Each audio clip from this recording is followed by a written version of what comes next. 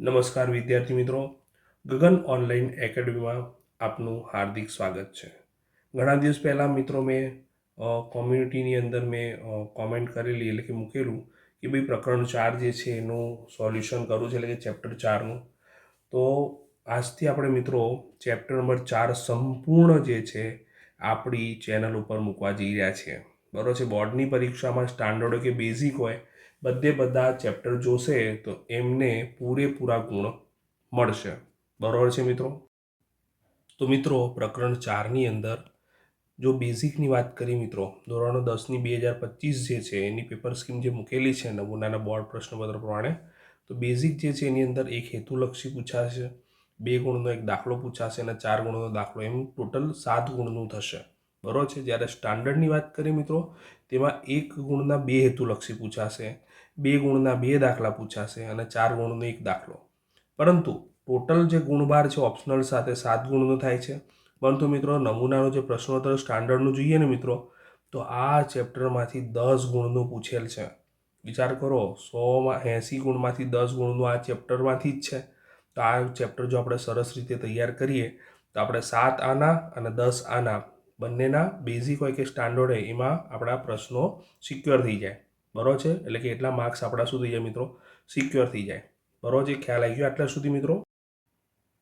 તો મિત્રો દ્વિઘાત સમીકરણની વાત કરીએ તો દ્વિઘાત બહુપદી પી ઓફ એક્સ આપણે જાણીએ છીએ ચેપ્ટર નંબર 2 પ્રમાણે a² + bx + c થાય.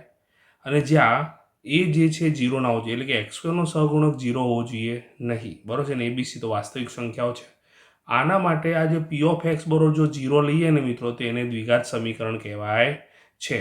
તો મિત્રો દ્વિઘાત સમીકરણનું વ્યાપક સ્વરૂપ શું થશે? તો આના બરોબર 0. આ વ્યાપક સ્વરૂપને મિત્રો પ્રમાણિત સ્વરૂપ પણ કહેવામાં આવે છે.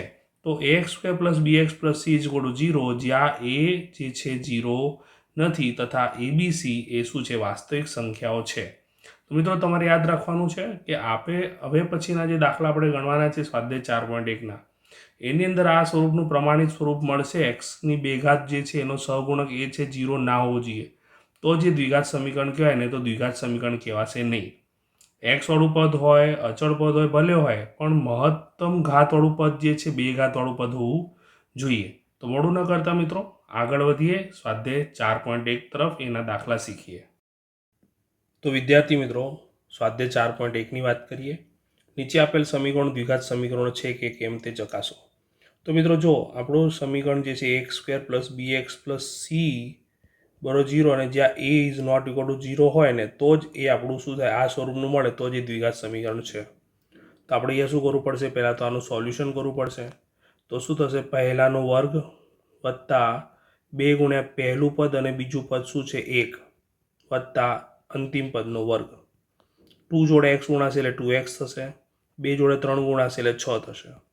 એ વિસ્તરણ કરીએ તો x² થયું, આનો ગુણાકાર કરીએ એટલે 2x થયું, 1નો વર્ગ 1 થયો અને આ બધું સામે લઈ જઈએ મિત્રો એટલે -2x + 6 નિશાની બદલાઈ ગઈ. બરાબર છે.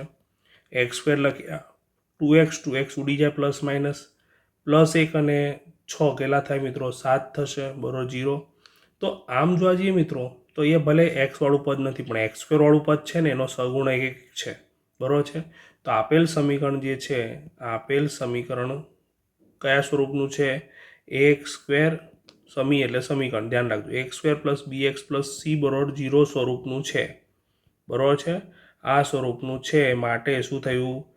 અને અહીંયા a is not equal to 0 પણ છે. જે સહગુણક એ જે છે x²નો એ 0 નથી. બરાબર છે. માટે આપેલ સમીકરણ શું છે? માટે આપેલ સમીકરણ એ શું છે? દ્વિઘાત સમીકરણ છે. શું છે મિત્રો? દ્વિઘાત સમીકરણ છે. તમને પરીક્ષામાં પૂછી શકે કે આવી રીતે ઓપ્શન આપેલું હોય કે ભાઈ આ રકમ છે અથવા તો નીચેનામાંથી કયું દ્વિઘાત સમીકરણ નથી, તો તમારે આ રીતે 4 ઓપ્શનમાંથી એક ઓપ્શન હોય, બરાબર છે, એ તમારે શોધવાનો રહે આ પ્રમાણે ગણતરી કરીને. બરાબર. આગળ વધીએ તો મિત્રો ત્યાર પછીનો બીજો દાખલો જોઈએ. x² - 2x લખી નાખ્યા મિત્રો, x² - 2x લખ્યા. આ -2 જે છે આના જોડે ગુણ્યા તો માઇનસ રાખી મૂકીએ, હજુ 2 તરી 6 થશે, 2 ગુણ્યા x 2x થશે. બરાબર છે મિત્રો. ઓકે. હવે ધ્યાન રાખો, આ માઇનસ વાળું પદ આખું સામે જાય એટલે શું થઈ જશે? પ્લસ થઈ જશે. તો પ્લસ કરીને કૌંસ કરો કે ના કરો કંઈ ફરક પડતો નથી, બરાબર છે. તો એક્સ સ્ક્વેર તો લખ્યા, 2x સમાન ચિહ્ન, શું થશે? સરવાળો 4x થશે વત્તા 6 બરોબર 0. તો આપણને દેખાય છે મિત્રો આ કયા સ્વરૂપનું છે? ax square plus bx plus c is equal to 0 સ્વરૂપનું છે. માટે આપેલ સમીકરણ ax square plus bx plus c is equal to 0 સ્વરૂપનું છે. માટે આપેલ સમીકરણ દ્વિઘાત સમીકરણ છે, બરોબર છે મિત્રો. ખ્યાલ આવી ગયો કે નહીં? નેક્સ્ટ પ્રશ્ન તરફ જઈશું. તો મિત્રો ત્યારબાદનો ત્રીજો પ્રશ્ન છે, દાખલો છે x માઇનસ આનું વિસ્તરણ કરવું પડશે, બરોબર. તો x જોડે આખો કૌંસ આપીએ પહેલાં, અને પછી -2 જોડે આખો કૌંસ આપીએ, બરોબર કે નહીં? બરોબર. સેમ અહીંયા x જોડે આખો કૌંસ આપ્યો અને -1 જોડે આખો કૌંસ આપ્યો, બરોબર મિત્રો. હવે x ગુણ્યા x સ્ક્વેર, x ગુણ્યા 1x, આ વિભાજનનો નિયમ વાપરી રહ્યા છે. 2 ગુણ્યા x 2x, 2 ગુણ્યા 1 એટલે 2 2 વચ્ચે 100 છે માઇનસ, આ માઇનસને કારણે બંને પર પ્લસ હતા એ શું થઈ ગયા? માઇનસ થઈ ગયા. x ગુણ્યા x સ્ક્વેર થશે, x ગુણ્યા 3 3x થશે, માઇનસ 1 જોડે કંઈ પણ ગુણો નિશાની બદલાશે, બંને પ્લસ છે તો શું થઈ જશે? બંને માઇનસ થઈ જશે. જો બરોબર, જો આ એક્સ સ્ક્વેર પ્લસ છે ને આ પણ પ્લસ છે, સામે તો ઉડી જ જાત મિત્રો. તો પિક્ચર તો અહીંયા જ પૂરું થઈ ગયું મિત્રો. તો -x -2 બરોબર 3x માંથી x જશે એટલે 2x -3. હવે આ 2x સામે જશે તો માઇનસ થશે, -x -2x, -2 3 સામે જશે એટલે +3 થશે, બરોબર 0. તો એ -3x થયા +1 થયા, બરોબર 0. તો અહીં x સ્ક્વેર વાળું પદ જ નથી મિત્રો, x સ્ક્વેર વાળું પદ છે નહીં. માટે આપેલ સમીકરણ ધ્યાન રાખજો. તેથી આપેલ સમીકરણ કયા સ્વરૂપનું નથી મળી રહ્યું? ax square plus bx plus c is equal to 0 સ્વરૂપનું નથી, બરોબર છે મિત્રો. માટે આપેલ સમીકરણ દ્વિઘાત સમીકરણ નથી, ખ્યાલ આવી ગયો મિત્રો. આગળ વધીએ, ચોથા દાખલાની વાત કરીએ. ઉપરની જેમ જ આપણે અહીંયા x જોડે આખો કૌંસ આપીશું, બરોબર મિત્રો, અને -3 જોડે આખો કૌંસ આપીશું 2x + 1. હવે x જોડે x ગુણે તો x સ્ક્વેર થાય, x જોડે 5 ગુણો તો શું થાય? 5x થાય. એ ગુણાકાર કરીએ એ જ પ્રમાણે, x ગુણ્યા 2x 2x નો વર્ગ થાય, x ગુણ્યા x થશે, -3 જોડે 2x 6x થશે, 3 × 3 થશે, પણ શું થશે? માઇનસ, બંને પર પ્લસ છે તો અહીંયા શું થઈ ગયા? માઇનસ. એ 3 થશે, શું થશે મિત્રો? 3 થશે, 3 × 3 બરોબર x સ્ક્વેર પ્લસ 5x. આ બંને પદ સામે જશે તો એ 2x સ્ક્વેર લખ્યા મિત્રો. આ સજાતીય પદ છે, અસમાન ચિહ્ન છે, 5x થશે પણ મોટાની નિશાની શું છે? માઇનસ. -3 લખ્યા, ઓછા x સ્ક્વેર ઓછા 5x બરોબર 0 લખ્યા. 2x સ્ક્વેર અને x સ્ક્વેર, 2x સ્ક્વેર અને x સ્ક્વેર સજાતીય પદ છે, પણ એક ધન અને એક ઋણ છે, બાદબાકી થશે મિત્રો. તો x સ્ક્વેર પ્લસ થયા, આ 5x પ્લસ છે અને આ માઇનસ છે, આ પણ માઇનસ છે એટલે -10x થશે, અને -3 બરોબર 0 મળ્યું. તો મિત્રો આ પણ કયા સ્વરૂપનું છે? ax square plus bx plus c સ્વરૂપે જોવા મળી રહ્યું છે.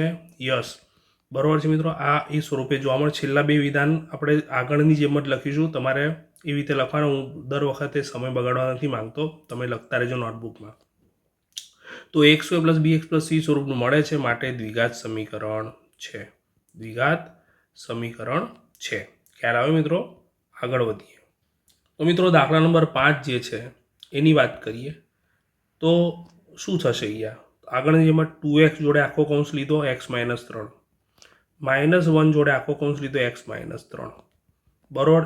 x કૌંસમાં x -1 વત્તા 5 જોડે x -1 લીધા, બરોબર છે. તો 2x જોડે x 2x સ્ક્વેર થશે, 2x જોડે 3 6x થશે, એક જોડે કંઈ પણ ગુણો એનું એ જ આવશે, પણ આ પદ માઇનસ થશે અને આ પદ શું થઈ જશે? પ્લસ થઈ જશે, નિશાની બદલાઈને. x જોડે x સ્ક્વેર માઇનસ x જોડે 1x પ્લસ 5 ગુણ્યા x 5x, 5 × 5 પણ કેવા? માઇનસ. તો 2x નો વર્ગ, 6x અને x સમાન ચિહ્ન છે એટલે 7x થઈ જશે, વત્તા 3 આવ્યા, બરોબર. અહીં x સ્ક્વેર લખ્યા મિત્રો, -x અને +5x કેટલા થઈ જાય? તો એક ઋણ છે ને એક ધન છે એટલે 4x થશે, પણ મોટાની નિશાની શું છે? પ્લસ છે, -5. બધા પદને સામે લઈ જઈશું મિત્રો. તો 2x square -7x + 3 -x square -4x + 5 બરોબર 0. તો તમે જુઓ 2x સ્ક્વેરમાંથી x સ્ક્વેર જાય એટલે x સ્ક્વેર વધે, કેમ કે એક ધન છે ને એક નેગેટિવ છે, ધન અને ઋણ છે, પ્લસ અને માઇનસ છે. -7x -4x સમાન ચિહ્ન 7 ને 4 11x થશે. 3 અને 5 સમાન ચિહ્ન છે 8 થશે. તો આ કયા સ્વરૂપનું મળી ગયું મિત્રો? ax² + bx + c = 0 સ્વરૂપનું મળી ગયું. માટે દ્વિઘાત સમીકરણ છે. બરાબર છે મિત્રો, દ્વિઘાત સમીકરણ છે. આગળ મેં લખ્યું છે એ પ્રમાણે તમારે વાક્યો અહીંયા લખવાના છે આ બે. બરાબર છે, આગળ વધીએ. તો દાખલા નંબર 6 જે છે એમાં કરીએ આપણે દાખલો સમજીએ. x² + 3x + 1. તો પહેલા દાખલામાં મેં તમને વર્ગનું વિસ્તરણ કરતા શીખવાડ્યું મિત્રો. પ્લસ હોય કે માઇનસ હોય, નિયમ સરખો જ છે. તો પહેલાનો વર્ગ ઓછા 2 ગુણ્યા પહેલું બીજું, આ પહેલું પદ છે અને આ બીજું પદ છે, વત્તા 2નો વર્ગ. તો એ x² લખ્યા પ્લસ 3x લખ્યા પ્લસ 1 કર્યા મિત્રો. એક્સનો વર્ગ x² થશે, 2 દુ 4 જોડે x એટલે 4x લખ્યા અને 2નો વર્ગ 4 થયો. આમ જોઈએ તો x² પ્લસ માઇનસ ઉડી જવાના મિત્રો. અને સ્વાભાવિક છે એ જ પિક્ચર પૂરું થઈ ગયું. 3x + 1 + 4x ઓછા 4 = 0 થઈ ગયું. અને 3 ને 4 7x ઓછા શું થયા 3 = 0 થઈ ગયું મિત્રો અહીંયા. અને આ પ્રમાણે જે સોલ્યુશન મળ્યું એ પ્રમાણે આ ax² + bx + c = 0 સ્વરૂપ, સ્ક્વેરવાળું પદ જ નથી અને નથી એટલે દ્વિઘાત સમીકરણ પણ દ્વિઘાત સમીકરણ નથી. બરાબર છે મિત્રો, આ બે વાક્ય તમારે આગળના પ્રશ્નની જેમ જ લખવાના છે. બરાબર, આગળ મેં તમને આખા વાક્ય બતાવેલા છે દાખલા નંબર 3માં. બરાબર છે મિત્રો, આગળ વધીએ. તો મિત્રો દાખલા નંબર 7માં તમારે આ સૂત્ર વાપરવાનું છે કે x + y નો આખાનો ઘન હોય તો એનું વિસ્તરણ શું થાય? તો x નો ઘન + y નો ઘન + 3x પહેલા પદનો વર્ગ, બીજું પદ એમનું એમ, વત્તા 3 પહેલું પદ એમનું એમ ને બીજા પદનો વર્ગ. આ પ્રમાણે તમારે યુઝ કરવાનું છે. તો પહેલું પદ x છે અને બીજું પદ 2 છે એટલે પહેલાનો ઘન વત્તા બીજાનો ઘન વત્તા 3 ગુણ્યા પહેલાનો વર્ગ અને બીજું એમને એમ વત્તા 3 ગુણ્યા પહેલું એમને એમ ને બીજાનો વર્ગ. બરાબર, અહીંયા જેમ છે એમ જ પણ ગુણાકાર કરી નાખીએ અંદર મૂકીને. તો 2x જોડે x² એટલે 2xનો શું થશે? ઘન થઈ જશે. શું થઈ જશે? ઘન. -2x જોડે 1 ગુણાય તો 2x થઈ જશે. બરાબર છે, એ x ઘન લખ્યા. 2નો ઘન 8 થયો. જો 3 દુ 6 x નો વર્ગ આવશે. બરાબર, x નો વર્ગ થયો અને 3 દુ 6. હવે જો 2નો વર્ગ શું થાય? 4 થયો, 4 તરી 12 જોડે શું આવશે? x. ખબર પડી મિત્રો? 2નો વર્ગ 4 થયો ગુણ્યા 3 12 અને જોડે શું આવે? x આવે. બરાબર છે, ખબર પડી ને? આગળ વધીએ. 2x નો ઘન લખ્યો, -2x લખ્યો, બધું સામે લઈ જઈએ મિત્રો. તો 2x નો ઘન શું થઈ જશે? માઇનસ થઈ જશે. શું થઈ જશે? માઇનસ. તો પહેલાં લખી વ્યવસ્થિત ગોઠવીને. x નો ઘન લખ્યો, 6x² લખ્યા પ્લસ 12x લખ્યા અને વત્તા 8 લખ્યા. અને બંને પદને સામે લઈ ગયા એટલે 2x નો ઘન માઇનસ થયો અને 2x શું થઈ ગયા? પ્લસ થઈ ગયા. બરાબર, 0. તો x ઘન અને 2x ઘન, એક પ્લસ છે એક માઇનસ છે, બાદબાકી કરીએ તો x નો ઘન આવે. બેમાંથી એક કોઈ સહગુણક નથી એટલે 1. તો બેમાંથી 1 જાય એટલે 1 પણ કેવા? માઇનસ. 6x નો વર્ગ લખ્યો. x વાળા બે પદ છે 12x અને 2x બંનેના સમાન ચિહ્ન છે, સરવાળો થશે 14x આવશે વત્તા 8 = 0. પરંતુ એ તો ઘનવાળું સ્વરૂપ જોવા મળી રહ્યું છે એટલે ax² + bx + c = 0 વાળું સ્વરૂપ મળતું નથી. અને નથી મળતું માટે આપેલ સમીકરણ દ્વિઘાત સમીકરણ નથી. બરાબર છે મિત્રો, આ દ્વિઘાત સમીકરણ શું છે? નથી. ખાસ ધ્યાન રાખજો, આ બે વાક્ય વ્યવસ્થિત લખવાના રહેશે. તો મિત્રો છેલ્લો દાખલો છે 8મો પ્રશ્ન 1નો. એમાં માઇનસ આપેલું છે. તો માઇનસ માટે માઇનસ સ્વરૂપનું સૂત્ર વાપરીશું મિત્રો. બરાબર છે, તો અહીં x નો ઘન -4x² -x + 1 એ તો એમને આપેલા છે. હવે આનું સોલ્યુશન કરીએ. પહેલાનો ઘન માઇનસ બીજાનો ઘન, બરાબર છે કે નહીં? બીજાનો ઘન માઇનસ 3 કરીને શું લખીશું? પહેલું એમને એમ નહીં, પહેલાનો વર્ગ અને બીજું એમને એમ. બરાબર છે મિત્રો, વત્તા 3 કહીને પહેલું એમને એમ અને બીજાનો વર્ગ લખ્યો. બરાબર છે મિત્રો. હવે પહેલું તો એમને એમ લખી નાખ્યા 4 4 પદ. ઓકે. હવે x નો ઘન x ઘન જ થાય, 2નો ઘન 8 થાય, માઇનસ, જો ધ્યાન રાખજો 2 તરી 6 x² છે, x² થઈ જશે. 2નો 4 છે, 4 તરી 12 જોડે શું આવશે? x એટલે 12x થઈ જશે. બરાબર મિત્રો, x ઘન પ્લસ માઇનસ પ્લસ પ્લસ છે બંને, આ સામે જાત તો માઇનસ થાત, સરખામણી સરખું જાત 0 થઈ જાય.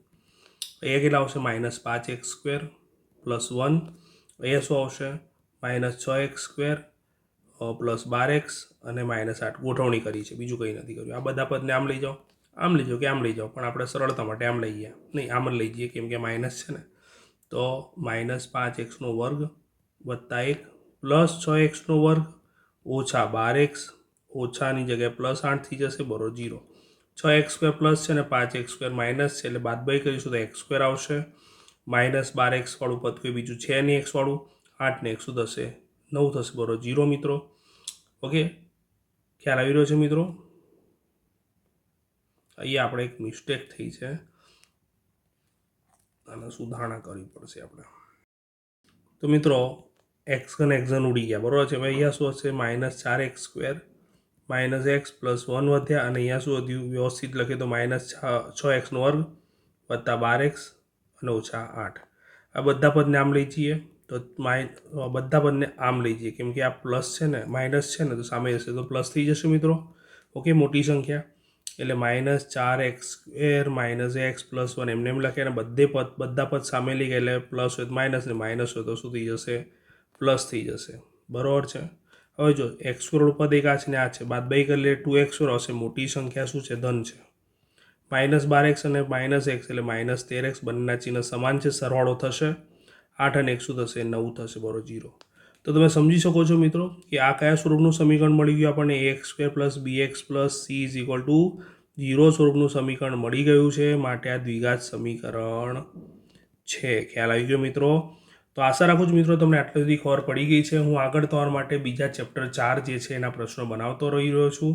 આટલું તમે સરસ રીતે સોલ્યુશન કરો, બરોબર છે. ત્યાં સુધી બધાને બાય બાય.